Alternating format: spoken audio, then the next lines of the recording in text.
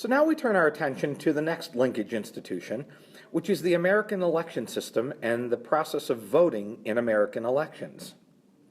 In order to be elected to Congress, candidates must convince voters to turn out on Election Day. Here you see Senator Joni Ernst, a Republican from Iowa, appealing to voters as a down-to-earth farm girl in 2014.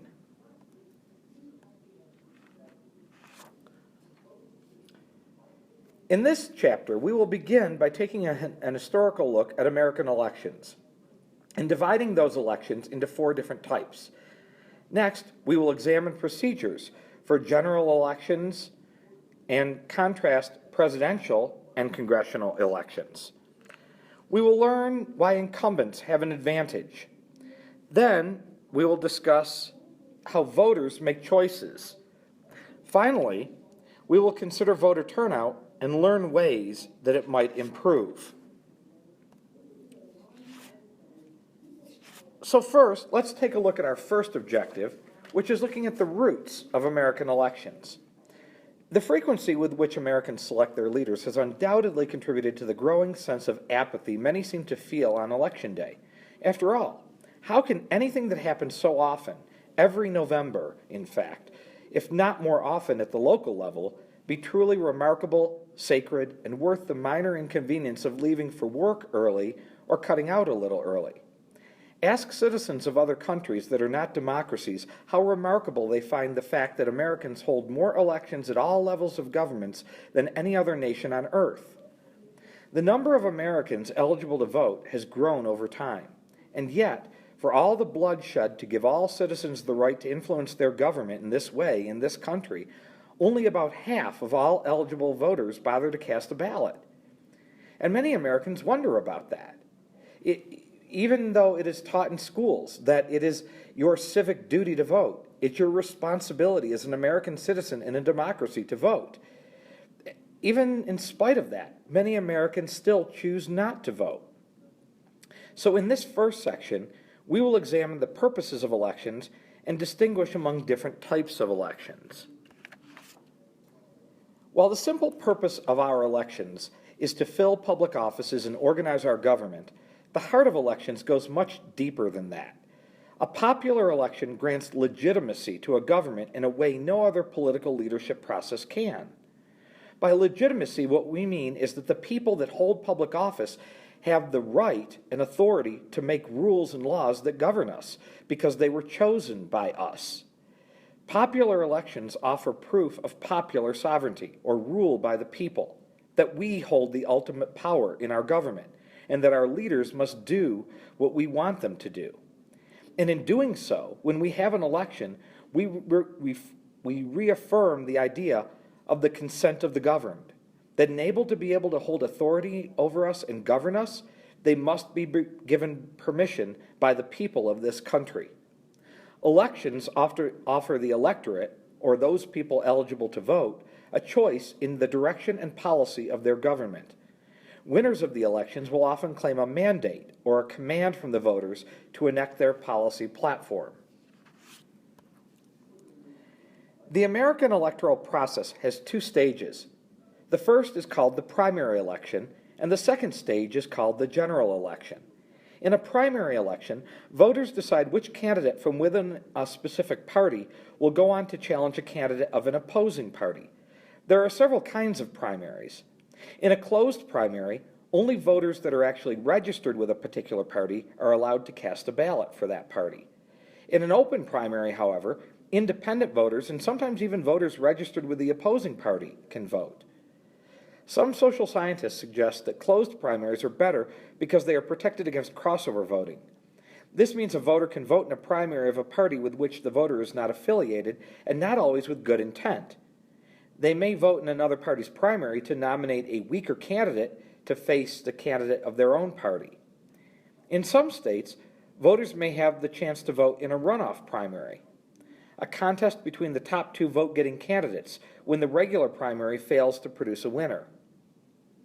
Following the primary election comes the second stage, the general election, in which all registered voters may participate and a candidate is elected to public office.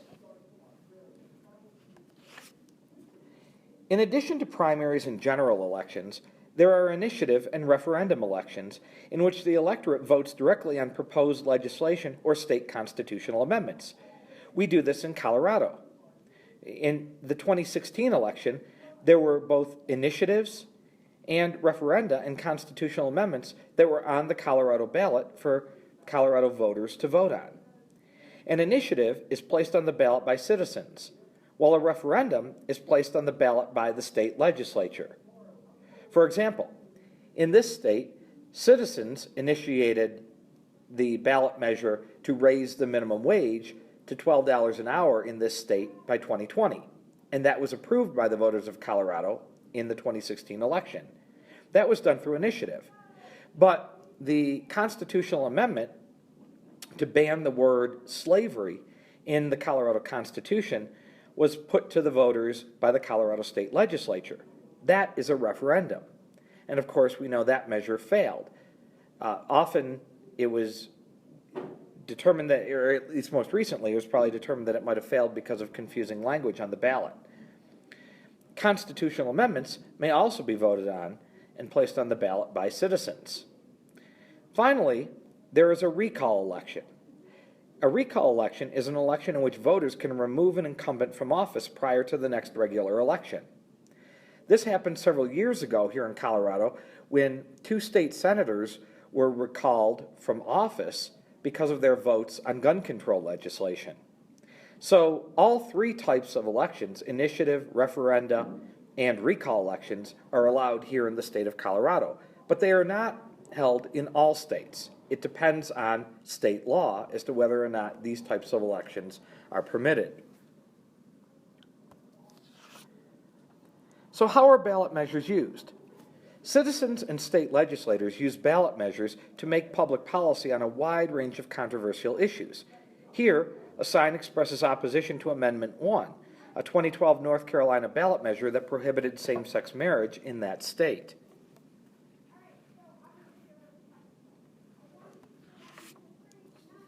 Anyone with a television can appreciate the unique character and length of the American presidential election season. After all, we just recently came through the 2016 presidential election, and we know that began a long time before Election Day in November of 2016.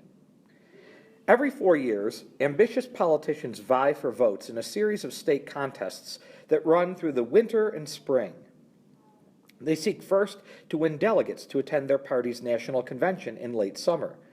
The candidate who wins the most delegates will go on to face the opposing national party's candidate in the November general election, and the candidate hopes to become the next president of the United States. In this section, we will discuss the primaries and caucuses that lead up to the national convention and the Electoral College that ultimately chooses the next president. The Constitution leaves it up to the states to run elections. State political party organizations use several different methods to pick the delegates who will attend the national convention. Some states use the winner-takes-all primary, in which the candidate who wins the most votes in a state secures all of that state's delegates. Democrats no longer use the winner-take-all primary. They award their delegates proportionally based on the proportion of the vote each candidate receives in the primary election. But the winner-take-all primary is used and favored by Republicans currently. Democrats prefer another method, the proportional representation primary, in which candidates who reach at least a minimum percentage of votes secure that same percentage of delegates to the national convention. This may be fair, but it does tend to lengthen the presidential nomination process. Finally, there are caucuses. Until this year, since 2002, Colorado has held a caucus, although voters in the 2016 election approved a measure that will change and move Colorado from holding a caucus in the 2020 presidential election to holding a primary election again. Caucuses have become more open in recent years, but historically they were closed-door sessions of party activists. States must select from among these types of selection processes, primaries or caucuses, and the trend has been moving toward the more open primaries. That happened again in the 2016 election in Colorado, where voters approved a measure not only allowing for primary elections instead of caucuses to choose delegates to the national conventions in the 2020 election, but also to allow independent voters to participate in each party's primary. That trend has been accompanied by another trend called front-loading, in which states choose the earliest possible dates on the nomination calendar in order to gain the most press attention for their state. This can give the front-runner candidate an advantage. So when do states choose their nominee for president? These pie graphs show when Republican Party caucuses and primary elections were held in both 1976 and in 2012. The trend toward front-loading is evident. In 2012, for example, most states held their primaries and caucuses in March. In comparison, in 1976, most states held their nominating contests in May. It may seem hard to believe, given all the television ads during presidential election season, but Americans do not directly elect the president. That honor falls to the Electoral College, a uniquely American institution that no other nation has or has copied, which is comprised of representatives from each state who cast the final ballots that actually elect the president. The total number of electors for each state is equivalent to the number of senators and representatives the state has. A candidate needs at least 270 votes, or a majority, of the Electoral College to win the presidency. The Electoral College was created as a compromise between framers who wanted Congress to choose the president and those who wanted a direct popular election. The system, as we know, though, has not been without flaws and challenges. For example, in 1800, Thomas Jefferson and Aaron Burr received an equal number of votes in the Electoral College, and the House of Representatives had to break the tie. In 1824, neither Andrew Jackson nor John Quincy Adams received a majority of the votes, and again the House was called in to elect the winner, in this case, John Quincy Adams. In 2000, George W. Bush was declared the winner of the Electoral College vote after 5 weeks of counting in the state of Florida, even though it was clear he had lost the popular vote. And in the 2016 presidential election, Hillary Clinton won the popular vote over Donald Trump by more than 2.2 million votes nationwide, although Donald Trump won the Electoral College vote and was elected president as a result. So how was the 1876 presidential election resolved? This cartoon from the 1876 presidential election between Republican Rutherford B. Hayes and Democrat Samuel J. Tilden describes the frustration of many Americans with interpreting the constitutional procedures for resolving Electoral College disputes. Ultimately, a commission formed by Congress awarded all disputed electors from 3 states and the presidency to Rutherford B. Hayes, even though he had lost the popular vote by a 51 to 48% margin. Many questioned whether the Electoral College should be reformed, especially following the 2000 election, and now again, after the 2016 election, we hear cries again for the Electoral College to be reformed or abolished in some way. 2 plans have been suggested for replacing or reforming the Electoral College. The simplest plan, abolishing the Electoral College and using the popular vote to elect the president, would require a constitutional amendment, which would require a 2/3 vote of both houses of Congress and ratification by 3/4 of the states, and therefore this is considered very unlikely. The other option, the congressional district plan, would keep the Electoral College, but give each candidate 1 electoral vote for each congressional district within a state he or she wins. Additionally, the overall winner of the popular vote for each state would receive 2 bonus electoral votes.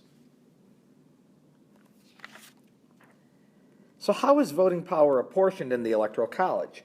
Well, this is another reason why some people consider the Electoral College to be anti-democratic, because it gives disproportionate power to small rural states and less power to larger, more populated states. This map shows that by visually representing the respective electoral weights of the 50 states in the 2012 presidential election. For each state, the gain or loss of Electoral College votes based on the 2010 census is indicated in parentheses.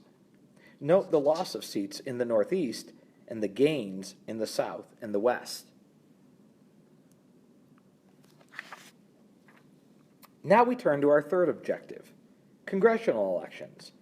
Certainly, when compared to presidential elections, battles to pick congressional representatives in both the House of Representatives and the Senate are held in obscurity.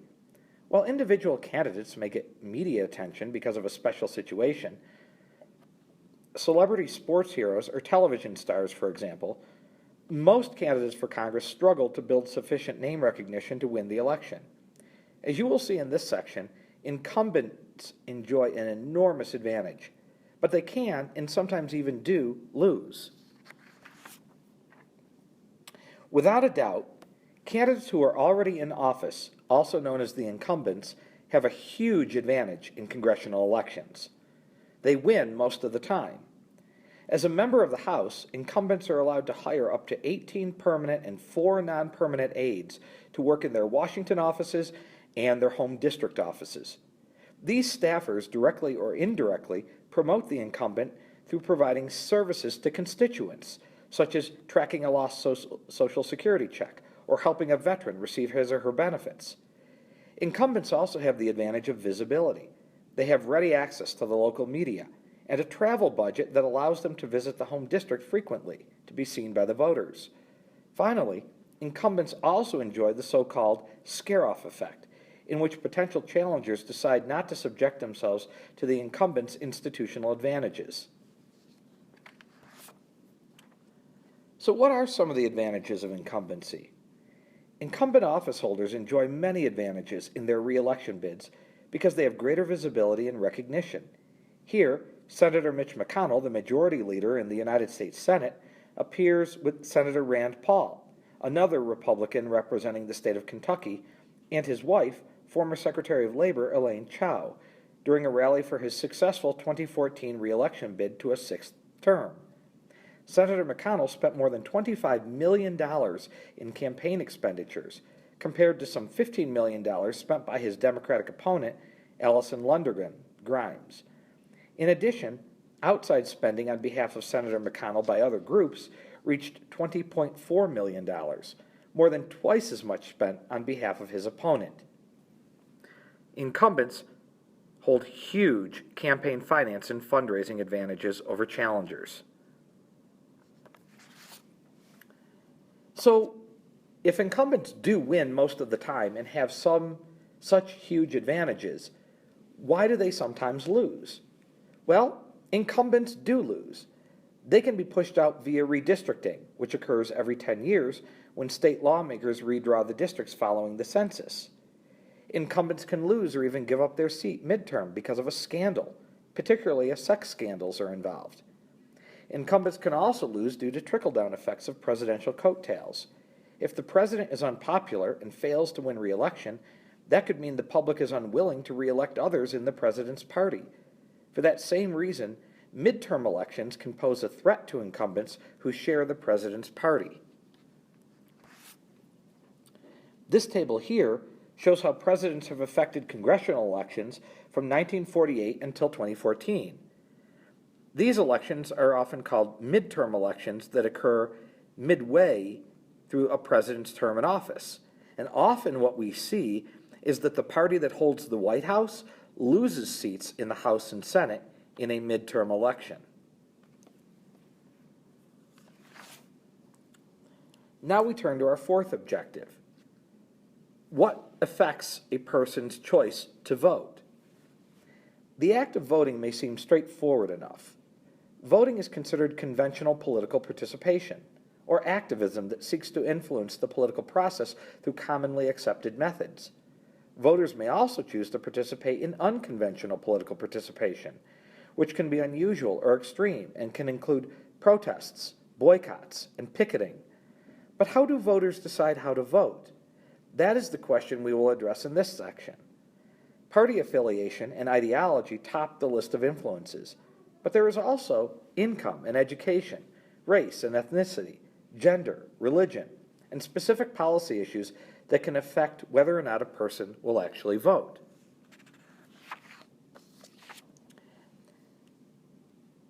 Party identity and affiliation and political ideology are hands down the most powerful predictors of how a person will vote. Party identity may not fully eliminate ticket splitting, which is voting for candidates of different parties on the same ticket, but it also can help guide voters on races in which the voters are uninformed. Ideology also motivates voters at the ballot box. Generally speaking, liberals tend to support government involvement in social programs that promote tolerance and social justice. Conservatives tend to support the ideals of individualism and market-based competition. Demographic characteristics can be powerful predictors of citizens' choices at the voting booth. Partisanship is the most significant predictor of these elections. In 2012, for example, 92% of Democrats voted for President Barack Obama, and 93% of Republicans voted for Mitt Romney. But here, you can also see the effect that ideology, education, race and ethnicity, gender, and religion have on the likelihood of a person's vote choices.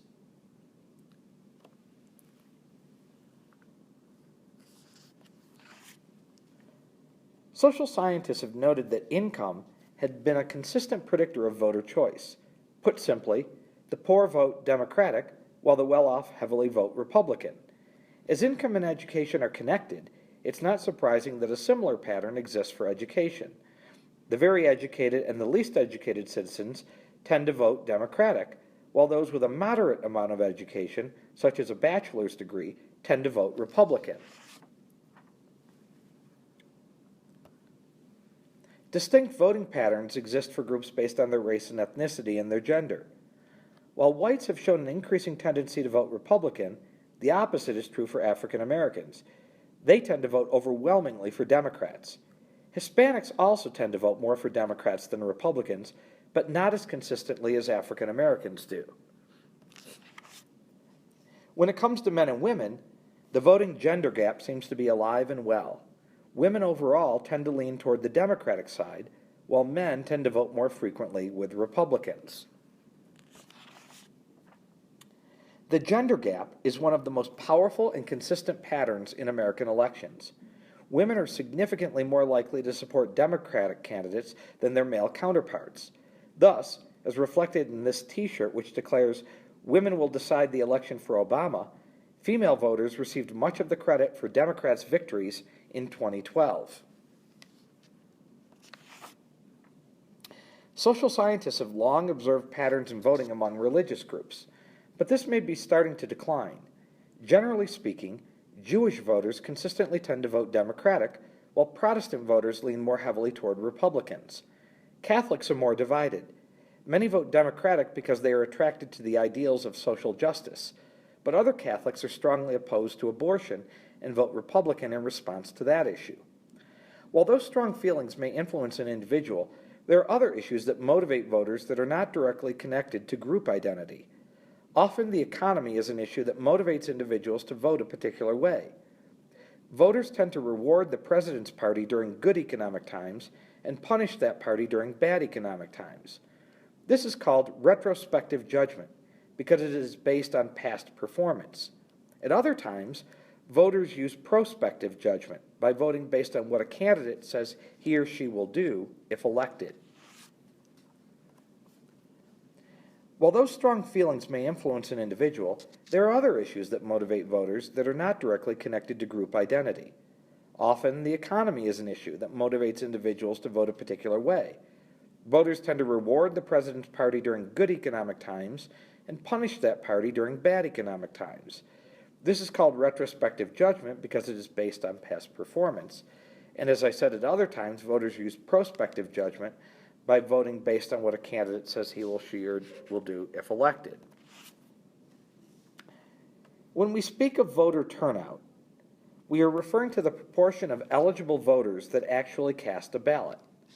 While some states may add additional restrictions for felons, generally speaking, any citizen who is at least 18 years old is eligible to vote.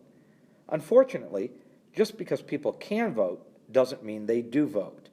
Voter turnout in the United States, at 40% on average, is much lower than in other industrialized democracies.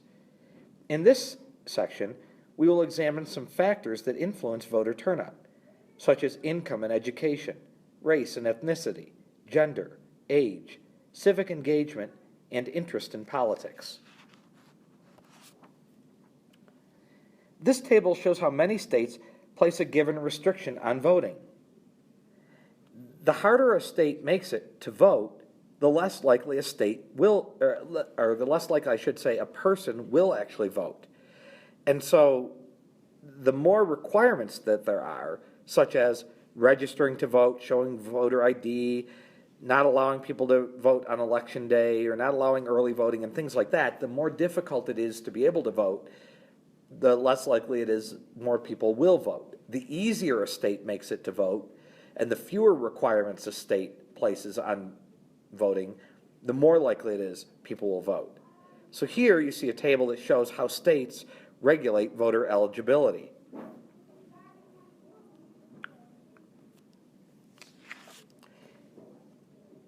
This shows the effect of income and education on the likelihood of voting. And what we know is that the more money an individual has, the more likely to believe that the system works for them, and therefore the more likely they are to vote.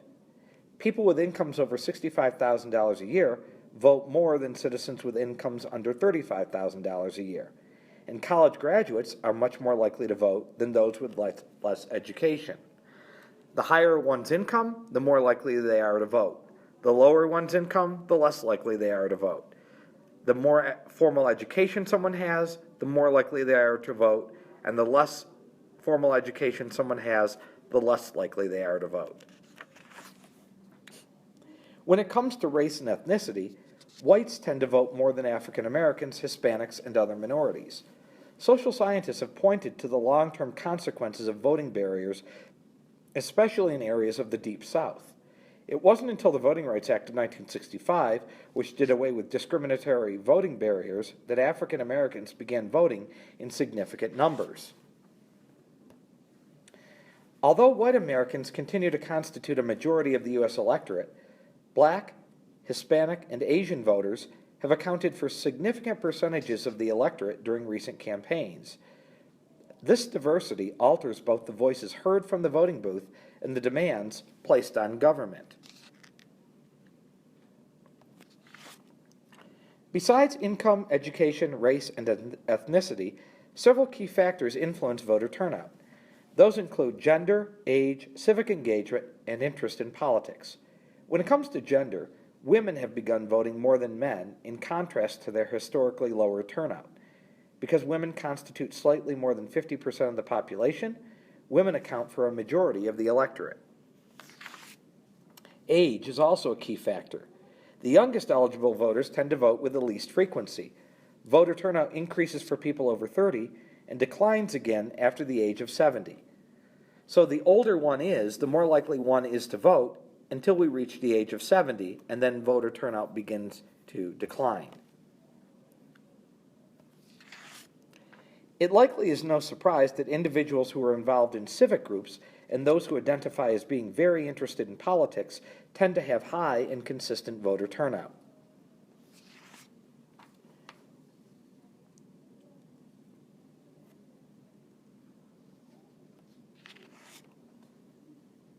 It can be difficult for elections officials and even candidates to inspire people to actually turn out to vote. That is especially true for midterm elections, congressional elections that fall halfway in the middle of a president's term. Midterm elections garner just 40 to 45% of eligible voters. Even a presidential election may see just 50 or 60% of voters show up. In this final section, we will examine some of the causes and possible solutions for low voter turnout. When asked why they didn't make it to the polls, Americans have no shortage of reasons from which to draw. Many say they simply had other commitments, whether work or family, that kept them away from the polls. For others, the process of registering to vote is too complicated. The United States is one of the very few democracies that place the burden of registering on the citizen rather than on the government. The National Voter Registration Act of 1993, commonly known as the Motor Voter Act, tried to lessen the burden by allowing people to register to vote at the DMV and other service agencies. Then there is the difficulty of voting itself. In 30 states, voters must show some form of ID. In 9 of those states, this has to be a photo ID. And for some groups of people, it is more difficult to get a form of identification, especially a photo identification. And these people tend to be the poor and less educated. Some Americans become overwhelmed by the sheer number of elections and thus don't vote. Voter attitude is also key. Some voters feel alienated and turned off by the political process, and others are simply apathetic. They don't care, or they're disturbed by the tone and tactics taken by campaigns. Finally, the political parties are not as effective as they used to be in mobilizing voters and getting them to the polls. Candidates have often replaced political parties in having more sophisticated get-out-the-vote efforts that try to get voters to the polls. During November of each federal election year, the U.S. Census Bureau conducts a current population survey that asks a series of questions related to voting and registration. This figure shows how in the November 2008 survey, respondents were asked whether they voted in the 2008 election, and if not, what their reasons were for not voting. As you examine this chart, you can see what some of the most common reasons were that were given by people for why they didn't vote in that election. The most common reason for not voting was saying that they were too busy to be able to vote. Citizens who will be unable to make it to the polls on Election Day may file an application to vote by absentee ballot. You can do this as a college student if you won't be in your home district on Election Day, and you are encouraged to do so. Local boards of elections mail ballots to these individuals. Citizens fill out the ballot and return them by mail. Here, you see elections officials sorting and organizing completed absentee ballots. So, is there anything we can do to improve voter turnout? Well, a number of solutions have been proposed to boost voter turnout. One is to make Election Day a national holiday, so that fewer people would have to work on that day and would therefore not have scheduling conflicts. This could backfire, however, if people used it to extend a weekend holiday. Another suggestion is to enable early voting. In fact, 34 states, including Colorado, already have some form of early voting. A downside to early voting is that voters might regret their choice if they hear new information about a candidate after they voted, but before Election Day. Other suggestions include allowing mail and online voting. Mail-in ballots are already in use in many states, in Washington, California, Oregon, and here in Colorado. The 2016 presidential election was an election in which all registered voters received a mail ballot, although they could vote in person if they wanted to. And some states have begun experimenting with online voting. Further simplifying voter registration has been suggested, as has modernizing the ballot. The latter is intended to avoid the problems that surfaced in Florida in 2000 due to a poor ballot design. Finally, stronger political parties could improve voter turnout, but adopting platforms that would enable party strengthening, such as allowing for increases in finances, raise questions about the role of money in politics. So as we conclude this chapter on elections and voting, here are some of the big questions that you should be able to think about, consider, and provide deep answers to. Why don't more Americans vote? What changes to election procedures might increase voter turnout in this country? And what factors influence how Americans make their voting choices? This concludes the video for Chapter 12 on elections and voting.